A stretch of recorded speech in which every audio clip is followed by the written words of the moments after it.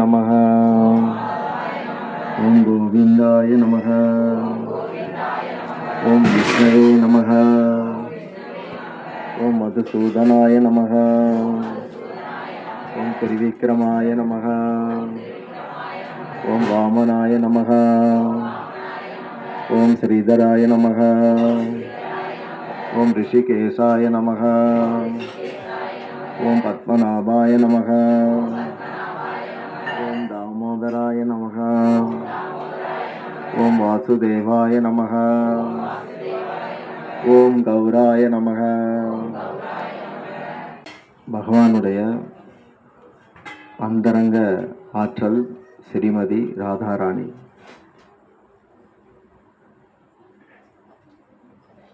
வடக்க இன்றைக்கு ரொம்ப கோலாகலமாக இருக்கும். ராதைக்காக ஒரே ஒரு கோவில் இருக்கு. ராதா பிறந்த ஊரான வர்ஷானா பூமி, அந்த ஸ்தலத்தில் வர்ஷானா பூமி. மற்றபடி ராதாகிருஷ்ணர் கோவில் பல இடங்கள்ல இருக்கு. பிருந்தாவனத்திலே ஒரு 8000 இடங்களாவது இருக்கும். இந்த ராதா பகவானுக்கு கூடவே இருக்கிற உள் ஆற்றல், ஹிலாதினி அப்படின்னு சொல்லுவாங்க. பிரகலாத் அப்படிங்கிற பேர் அதை வச்சு தான் வருது. இறைவனை எப்போதும் சுமந்தபடி இருக்கிறவங்க. ஒரு இடத்துல ராதா அப்படி சொல்றாங்க, கிருஷ்ணர் 7 நாட்கள் கோவர்த்தனகிரிய தூக்கியபடி இருந்தார். அந்த கிருஷ்ணரையே இதயத்தில் தாங்கியபடி ராதா இருக்கிறாங்க. மேலிருந்து பகவானுடைய கருணை பூமியில கொட்டுறது. அந்த கருணை மழை மாதிரி பொழியுது. மழை தண்ணீர் எப்படி கொட்டும்னு நமக்கு தெரியும். செதறி செதறி கொட்டும். ஆனா எண்ணெய் அப்படி கொட்டாது. எண்ணெயை ஊத்துனா தைல தாரை அப்படின்னு சொல்லுவாங்க. தாரா அப்படிங்கிறது அப்படி ஒன்று போல செதறாம கொட்டுறது. காற்று வீசாத இடத்துல தீபம் எப்படி எரியிறதோ அதே போல தைலம் அப்படி ஒன்று போல கொட்டுது. செதறி கொட்டுறத வர்ஷா அப்படிங்கிறாங்க. செதறாம விடுறத தாரா அப்படிங்கிறாங்க சமஸ்கிருதத்தில். அப்போ மேலிருந்து பகவானுடைய கருணை ஜீவர்கள் மேல தாராளமாக கொட்டப்படுது. நமக்கு சுவாசிக்கிறதுக்கு காற்று இருக்குது, பார்க்கிறதுக்கு சூரியன் இருக்கு, பேசுறதுக்கும் காற்று இருக்கு, அதை காது கொடுத்து கேட்க ஆகாயம் இருக்கு. எதையும் ஸ்பரிசிக்கணும்னா காற்று அவசியப்படுது. எதையும் ருசிக்கணும்னா தண்ணீர் அவசியப்படுது. லட்டு இனிக்குது அப்படின்னு சொல்றோம். ஆனா இனிப்பு லட்டுல இல்ல, தண்ணீர்ல இருக்கு. அப்போ பஞ்சபூதங்கள் இறைவன் நமக்கு கொடுத்திருக்கிறார். இந்த படைப்பின் பாடத்தை பகவான் கிருஷ்ணர் பிரம்மாவுக்கு இதயத்துல கொடுத்தார். அதுதான் சதுஸ்லோகி பாகவதம் அப்படின்னு சொல்றாங்க. அதை கேட்கிற பிரம்மா கூட பணிவாக கேட்டு முதல் பதமாக அவர் என்ன சொல்றாருன்னா, நான் படைக்க ஆரம்பிச்சிட்டா அது ரஜோகுணம். ரஜோகுணம் கர்வத்தை தர வாய்ப்பு இருக்கு. அதனால உங்களை மறந்துட்டு நான் தான் படைச்சேன் அப்படிங்கிற மாதிரியான ஒரு கர்வம் எனக்கு வராதபடி பார்த்துக்கிறதும் உங்க பொறுப்பு தான் அப்படின்னு கிருஷ்ணர்கிட்ட வேண்டார். பகவானுக்கு தொண்டு செய்கிற போது இது மாதிரியான கர்வம் வந்துடக்கூடாதுன்னு ஆரம்பத்திலே பிரம்மா வேண்டார். அந்த பணிவு இருக்க, பணிவு பக்தியில மட்டும்தான் சாத்தியம். பொதுவா ஞானிகள் வாயாடியா இருப்பாங்க, பக்தன் மௌனியா இருப்பான். இதுதான் வித்தியாசம். யாராவது வாய் பேசுறாங்க, வாய் அடிக்கிறாங்கன்னா அவங்க கிட்ட பக்தி இல்லை. ஞானம் இல்லாத பக்தி அதுவும் கஷ்டம்தான், கொஞ்சம் குருட்டுத்தனமா இருக்கும்.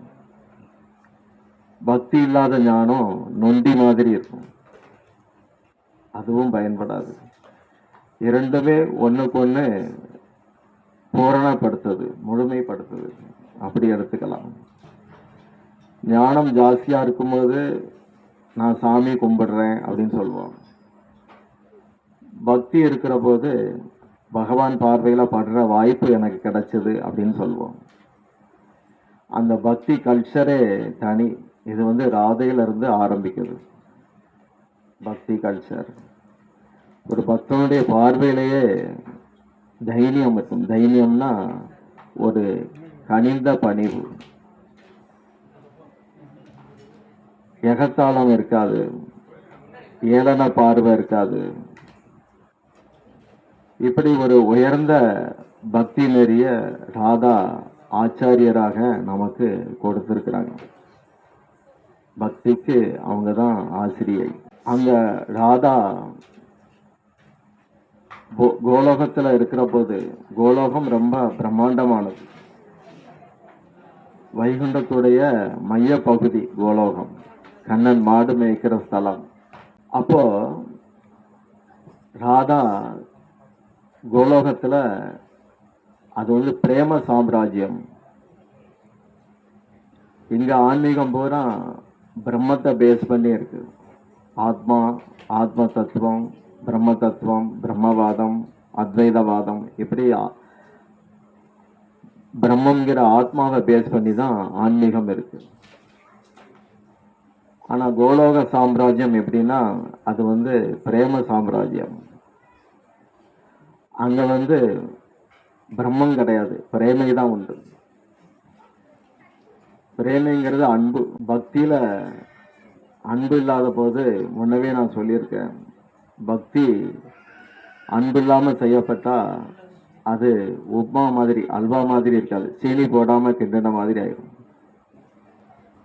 டேஸ்டே அன்புல தான் இருக்கும். அந்த அன்பின் தாம், புனித ஸ்தலம் தான் கோலோகம். அதோடைய திவலைகள், ஒளிக்கதிர்கள் வைகுண்டத்திலெல்லாம் அப்படி பாயுது. வைகுண்டம் பூரா தொண்டு மட்டும்தான் அங்க நடக்குது. வைகுண்டத்தில் உள்ள தொண்டர்கள் லக்ஷ்மிகளா இருக்காங்க, கோலோகத்துல கோபியரா இருக்கிறாங்க. கோலோக லட்சுமிகள் தான் கோபியர்கள். பிரம்மா அப்படி பாடியிருக்கிறார். அப்போ கோலோகத்துல அந்த மொத்தத்தையும், அதாவது பூமிக்கு கண்ணன் போகணும் அப்படின்னு முடிவெடுத்ததும், ராதா என்னுடைய மனத்துக்கு உகந்த மாதிரி பிருந்தாவனம் இருக்கணும், முக்கியமா யமுனா இருக்கணும், கோவர்த்தனா இருக்கணும், அப்பதான் மனசு ரொம்ப சாந்தமா கூலா இருக்கும், அப்படி நிம்மதியா இருக்கும் அப்படின்னு சொல்றாங்க. அப்போ கோலோகத்துல இருந்த அந்த யமுனை, கோவர்தன், பசுக்கள் அத்தனையும் பகவான் பிருந்தாவனத்துல கொண்டு வர்றார். அங்க உள்ளது அப்படியே இங்க வந்துடுது. எப்படி வைகுண்டம் பூமியில ஆபீஸ் மாதிரி, தேவலோகத்துல பார்க்கடல், பூலோகத்துல ஸ்ரீரங்கம். இதே போல கோலோகம் பூமியில இங்க பிருந்தாவனத்துல இருக்குது. அங்க வந்து வாழ்வின் குறிக்கோள் கண்ணனுக்கு சேவை பண்றது, தொண்டு செய்யறது. இந்த தொண்டு அப்படிங்கிறது அன்பால நடக்கும்போது அங்க எதிர்பார்ப்பு இருக்காது. அன்பு இல்லாம செய்யும் போது அங்க கூலி அப்படிங்கிற ஒரு எதிர்பார்ப்பு இருக்கு. தபால் ஊழியர்கள், அரசு ஊழியர்கள், பல தொண்டர்கள் இருக்காங்க. ஆனா அவங்களுக்கு திருப்தி இருக்காது. ஏன்னா அதெல்லாம் சம்பளத்துக்கு நடக்கிற மாதிரி. ஆனா சேவை வந்து அப்படி இல்லை. தனக்கு கிடைக்கிற திருப்தியின் மூலமா ஒரு ஊக்கம் பெற்று மேலும் மேலும் சேவை வந்து விருத்தி ஆகுது. அந்த ரீதியில கிருஷ்ணனை வந்து போட்டி போட்டு திருப்திப்படுத்துறாங்க ஸ்ரீமதி ராதிகா.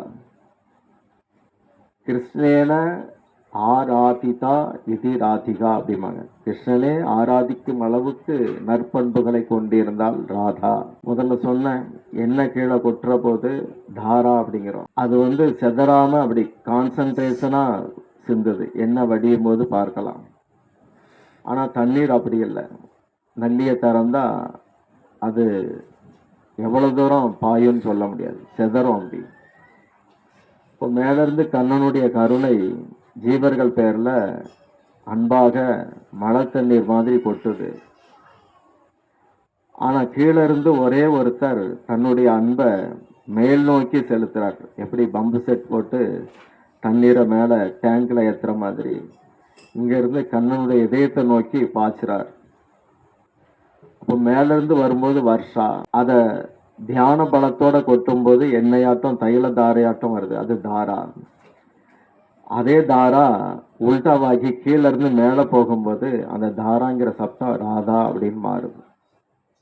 ராதா அந்த மாதிரி அன்பு காட்டுறாங்க. கண்ணனை தேடி அவங்க மனது அலைஞ்சபடியே இருக்கு. கண்ணனுடைய திருப்தி மட்டுமே அவங்களுடைய குறிக்கோளா இருக்கு. அவங்க பூலோகத்துக்கு வர்ற போது பூலோகத்துல கோலோகமா, அப்போ இந்த மூணும் இருக்கணும் அப்படின்னு கண்ணன்ட்ட சொன்னாங்க. பிருந்தாவனம் இருக்கணும், கோவர்த்தனா இருக்கணும், யமுனா இருக்கணும். இதுகெல்லாம் அங்க போயிட்டா நாம புனிதம் அடைகிறத உணர முடியும். யமுனையிலையோ இல்லாட்டி அந்த பிருந்தாவனத்திலேயோ கோவர்த்தனாவிலையோ அங்க இருந்தீங்கன்னா உங்களுக்கு அந்த புனிதத்தை பெற்ற அனுபவம் கிடைக்கும். இதயம் புனிதமாகும் போது தாமாகவே கண்கள்ல ஒரு அருள் தன்மை வரும், ஒரு அன்பு இருக்கும் இதயத்துல. இதயத்துல மாசு இருக்கும் பொழுது, அதாவது மாசுங்கிறது ஆரம்பத்துல சின்னதா இருக்கும், அது வளரும் போது கள்ளத்தனம் ஆயிரும்.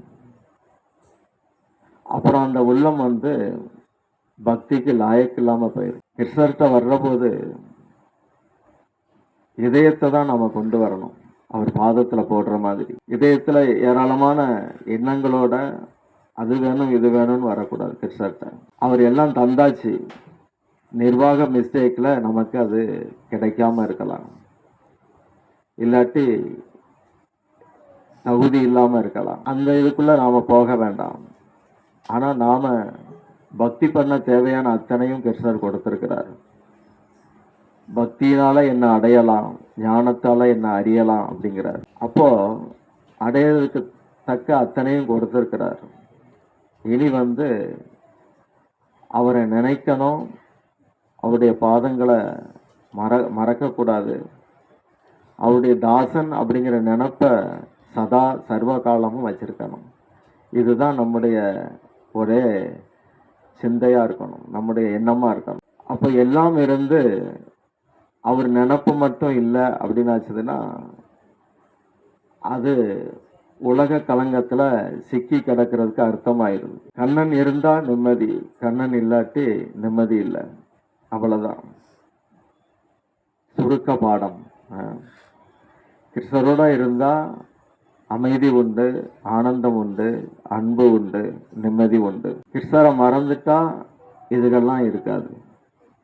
பரபரப்பு, போட்டி பொறாமை, மன நிம்மதியின்மை, சண்டை சச்சரவு, கள்ளங்கபடம், இதுதான் இருக்கும். இதெல்லாம் கர்வத்தோடைய அடையாளங்கள். ஆதிக்கம் பண்ற உணர்வு. உலகம் அவருடையது, அவருக்கானது. அவருக்காகவே அவரை மறக்காம இருக்க நமக்கு தரப்பட்டது.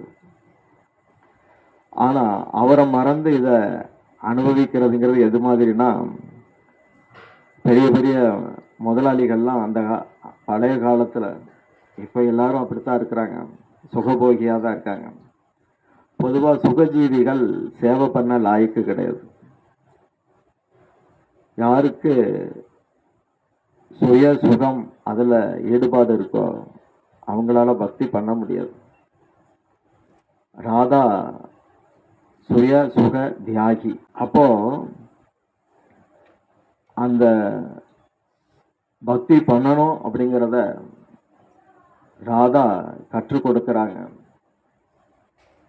ஆனா நடந்து காட்டணும் அப்படிங்கிறதுக்காக அதே ராதை சைதன்யரா வராங்க. ஒரு பக்தன் பக்திய எப்படி கை கொள்ளணும், அவன் எப்படி நடப்பான் பக்தி பண்றவன், அது கீதையில தியரியாட்டம் இருக்கு, பாகவதத்துல பிராக்டிக்கலா இருக்கு. ஆனா சைதன்யர் கண் முன்னாடியே நமக்கு கற்றுக் கொடுக்க ஒரு பக்தனா வந்தார். அது ராதா தான் அப்படி வந்தாங்க. அவருடைய சரீரம் ராதா, உள்ளம் கிருஷ்ணர், ரெண்டும் சேர்ந்து அப்படி வந்தது. அப்போ இந்த நம்முடைய கௌடதேஸ் அப்படிங்கிறது வங்கமும் ஒரிசா வரைக்கும் சேர்ந்து இருந்த பகுதி. புராணங்கள்ல கௌட தேசம்னு பேர். அங்க உள்ள வைஷ்ணவங்கிறதுனால கௌடிய வைஷ்ணவா அப்படிங்கிற பேர் வந்தது. அங்க இருக்கிற அத்தனை பேருமே ராதா தாசர்களாக இருக்கிறாங்க. அந்த பக்தியில ஏக்கம் இல்ல, எதிர்பார்ப்பு இல்ல. ஏக்கம்னா பௌதிக ஏக்கம். கண்ணனை அடையணுங்கிற ஏக்கம் இருக்கலாம், அது தப்பு இல்லை. அந்த ஏக்கம் சுகத்துக்கு ஆதாரமா இருக்கு.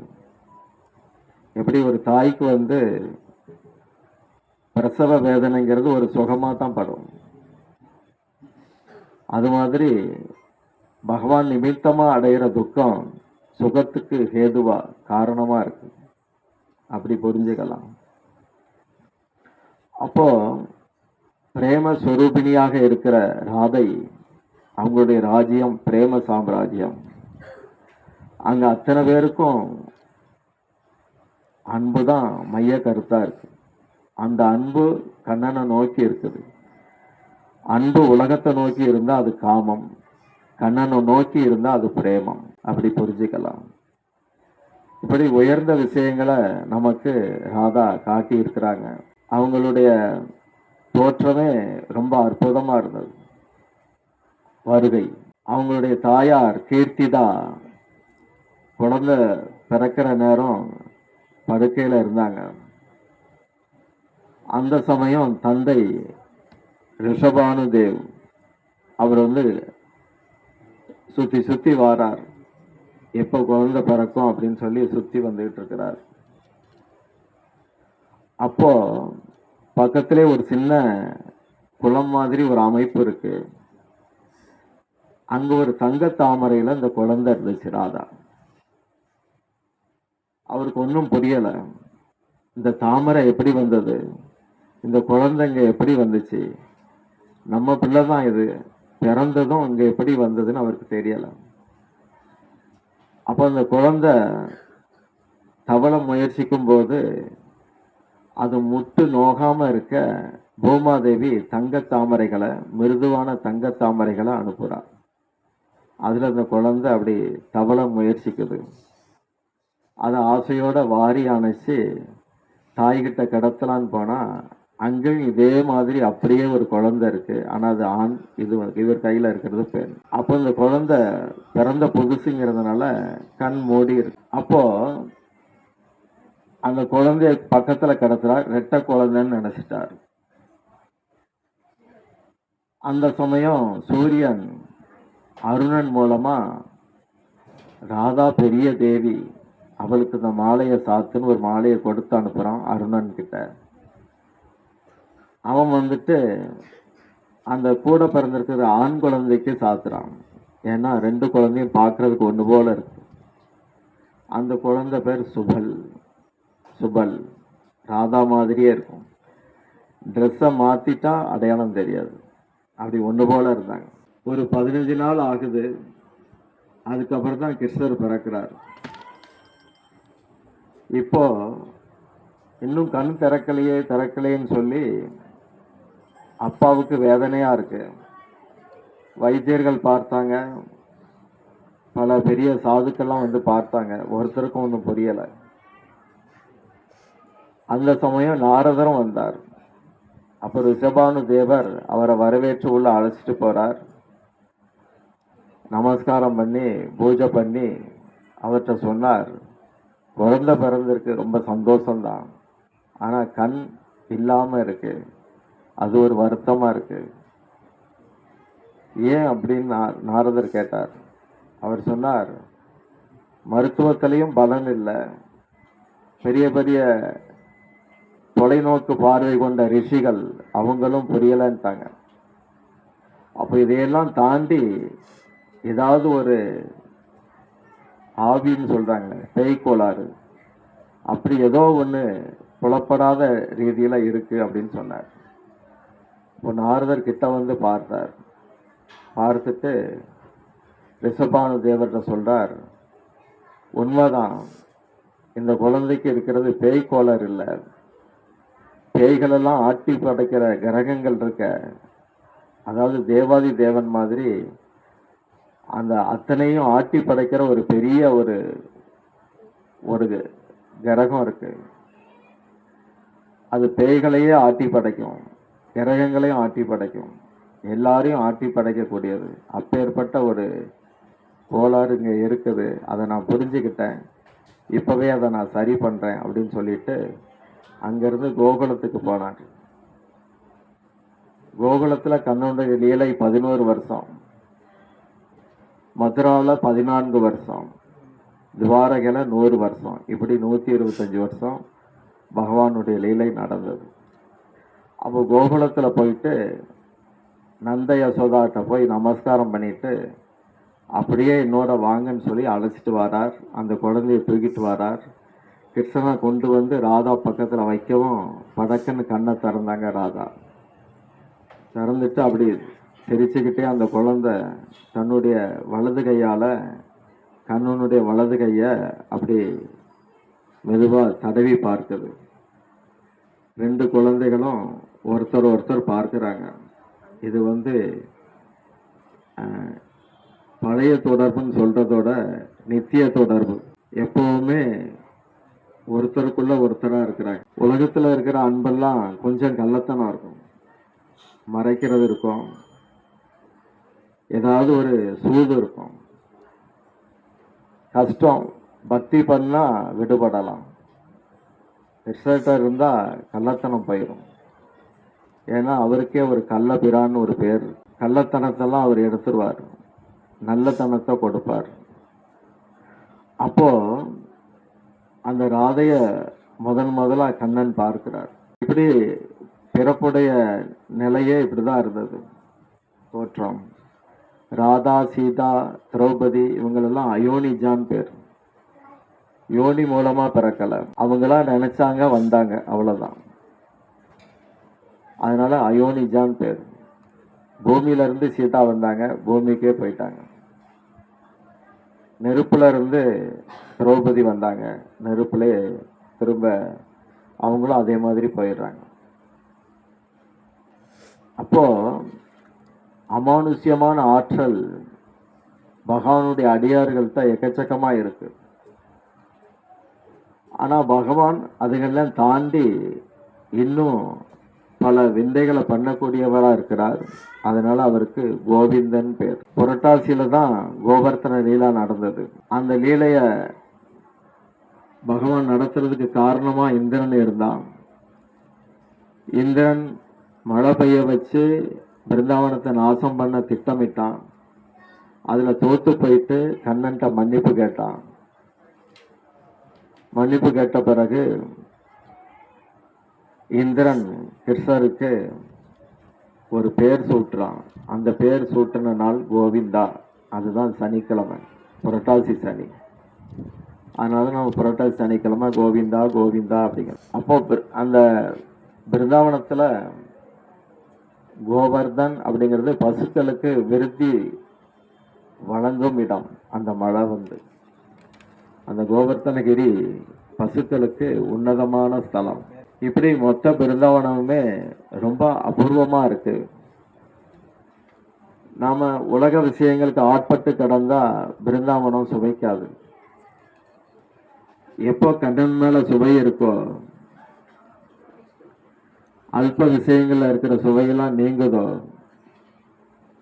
அதுக்கப்புறம் பிருந்தாவனம் போயாச்சுன்னா ஒரு டேஸ்ட், ஒரு சுவை அங்க கிடைக்கும்.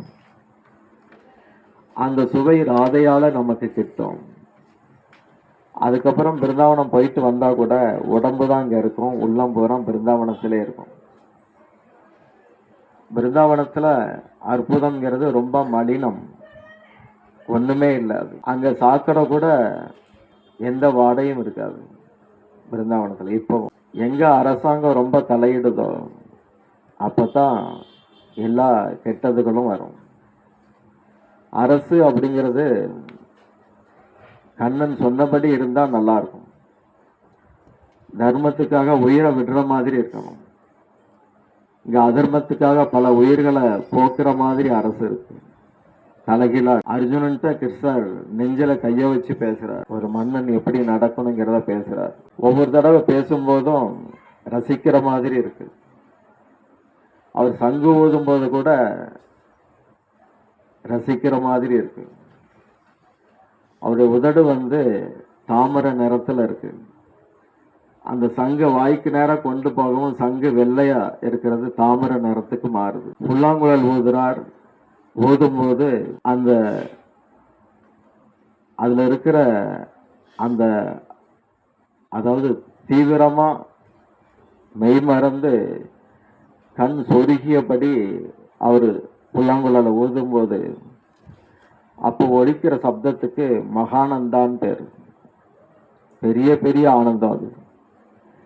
அந்த மகானந்தாவை ரசிக்கிறதுக்கு ஒரே ஒரு ஆளு தான் இருக்கு, அது ராதா. வேற யாரும் அதை கிரகிக்க முடியாது அந்த சப்தத்தை. இப்படி பசுக்களுக்குன்னு தனி சப்தம் வச்சிருக்கிறார் குழல்ல, ராதைக்கு தனி, கோபியர்களுக்கு தனி, கோபர்களுக்கு தனி. ரொம்ப வினோதமான நிலையில பகவான் இருக்கிறார். அதனால ராதா வினோதா அப்படின்னு பேர். கோவிந்தன் புலன்களுக்கு விந்தை செய்கிறவர், அற்புதங்கள் நிகழ்த்துறவர். அதனால கோவிந்தன். ஒவ்வொரு நாமமும் ரொம்ப இனிமையானதா இருக்கு. அதனால கண்ணன் பிறந்ததுக்கு மதுரா இனிமை ஸ்தலம்னு பேர். பிறந்த இடமே அப்படி இருக்கு. இப்படி ராதாங்கிறது நம்முடைய சகஜமா உச்சரிக்கிற நாமமே கிடையாது அது. அதனாலதான் சுகதேவர் பாகவதம் சொல்ற போது கோபியர்களின் தலைவி அப்படின்னு தான் சொல்றாரே ஒழிய ராதான்னு சொல்லல. நாம சகஜமா ராதா கிருஷ்ணா, ராதே கிருஷ்ணா அப்படின்லாம் சொல்றோம். ஹரே கிருஷ்ணான்னு தான் சொல்லணும். அது ரொம்ப நல்லது. ஒருவேளை ரொம்ப உயர்ந்த நிலையில அவங்க இருக்கலாம், சொல்லலாம், நமக்கு அது தெரியாது. ஆனா சுகதேவர் அப்படி சொல்லல. அதுதான் இங்க கவனிக்கத்தக்கது. அப்போ அந்த ராதா பிருந்தாவனத்துல அவங்களுடைய விரகத்தால கண்ணீர் விட்டு அந்த கண்ணீரே ஒரு குளமா இருக்கு. அத ஒரு சொட்டு பருகுனா போதும் நமக்கும் விரகம் உண்டாகும் கிருஷ்ணர் மேல. இதயம் அன்புல உருகவும் செய்யும், கருகவும் செய்யும். வெண்ணெய் உஷ்ணத்துல இலகுது, ஆனா தேன் உஷ்ணத்துல இருக்குது.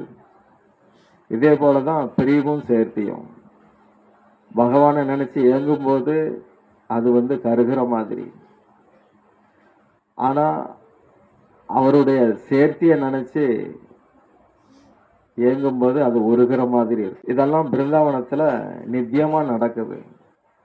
அங்க இருக்கிற பசுக்கள் மூலமா நீங்க அதை கண்டுபிடிக்கலாம். நீங்க பிக்னிக் மாதிரி போனீங்கன்னா அதே மாதிரி தான் அது தெரியும். எண்ணம் போல வாழ்க்கை. நீங்க உள்ளத்துல எதை எடைக்கெல்லாம் வச்சிருக்கீங்களோ அந்த எடைக்கு தக்க உங்களுக்கு சமமா அந்த தராசு அங்க உங்களுக்கு பொருளை தருது. இதயத்துல நான் பகவானுடைய தாசனுக்கு தாசன், அதுக்கு மேல எனக்கு நான் ஒரு தனித்தன்மையில நான் இருக்க விரும்பல. அந்த மாதிரி உள்ளத்தோட பிருந்தாவனத்துக்கு போனா ரொம்ப மேம்பட்டதுகளை நீங்க சுவைக்கலாம். இப்படி ராதையுடைய பிறந்த நாள், அதை நாம கொஞ்சம் ராதையை நினைச்சு இதெல்லாம் பேசுறோம். எவ்வளவோ இருக்கு. ஜீவகோஸ்வாமி ஆயிரக்கணக்கான பக்கங்கள்ல எழுதியிருக்கிறார். நம்ம அவ்வளவு விஷயங்களை பேசவும் முடியாது, கேட்கவும் முடியாது, மறந்து போயிடும். சத்சங்கம்ங்கிறது சத்தியத்தை பேசுற ஸ்தலம். அங்க வேற விஷயங்களை நாம யோசிக்க முடியாது. அதை மீறி யோசிக்கிறோம்னா அது பகவானை உதாசீனம் பண்ற மாதிரி ஆயிரும். நம்ம பகவானுடைய சாநித்தியம் பக்கத்துல இருக்கிற போது, சன்னதியில இருக்கிற போது, எப்படி உங்க வீட்டுக்கு ஜனாதிபதி வந்துட்டா உங்க பாட்டுக்கு யார்ட்டையாவது பேசிட்டு இருக்க முடியாது. உடனே அசிங்கமா இருக்கிறதெல்லாம் மூடுவீங்க, பரபரப்பாவீங்க, அவரை வரவேற்க தயாராவீங்க, இருக்கிறதுலே நல்ல துணியை எடுத்து விரிப்பீங்க, அவரை உட்கார சொல்வீங்க. அவரு இந்த நாட்டுக்கு மட்டும்தான் ஜனாதிபதி, பிரபஞ்சங்களுக்கே நாதன், ஜெகநாதன். அவர் முன்னாடி நம்முடைய சொந்த விவகாரங்களை கொஞ்சம் மூடி வச்சுட்டு அவர் முன்னாடி நாம இருக்கிறோம் அப்படிங்கிற நினைப்போட இருந்தாலே உள்ளத்துல பக்திய வளர்க்கிற மாதிரியான சூழல் நமக்கு உண்டாகும். கொஞ்சம் சிரமம்தான். நாம உலகத்திலே வாழ்ந்துட்டோம், உலகம் போலவே இருப்போம். ஒரு பக்தனா மாறுறதுங்கிறது அவ்வளவு சுலபமா வராது. கர்வம் இடம் தராது, நிறைய அபிமானம் இருக்கும், அது இடம் தராது. ஆனா ராதா எப்படி இருந்திருக்கிறாங்க, கோபியர்கள் எப்படி இருந்தாங்க, நம்ம குருமார்கள் எப்படி இருந்தாங்க, இதையெல்லாம் ஒரு மணி நேரமாவது கொஞ்சம் மண்டையில கொஞ்சம் அப்படி ஏத்துனோம்னா அப்போ நமக்கு அந்த தைரியம், அந்த இது உருவாகும். மௌனம் உணர்த்துறத பேச்சோ பாசையோ உணர்த்த முடியாது. அதனாலதான் மௌனிகளை முனிகள் அப்படின்னாங்க, முனிவர் அப்படின்னு சொன்னாங்க. தொலைநோக்கா சிந்திக்கிறவங்கள ரிஷிகள் அப்படின்னு சொன்னாங்க. நம்ம சனாதன தர்மம் குறுகியதே கிடையாது, அது ரொம்ப பெருகியது. நம்முடைய அறிவுக்கு அங்க வேலையே இல்லை. அது என்ன சொல்லுதோ அதை ஏத்துக்கணும், அவ்வளவுதான். இப்படி ராதாராணி நாள்ல நாம் ராதையை நினைச்சிருக்கிறோம். அந்த பாவனைக்கு வர முயற்சிப்போம். ஹரே கிருஷ்ணா.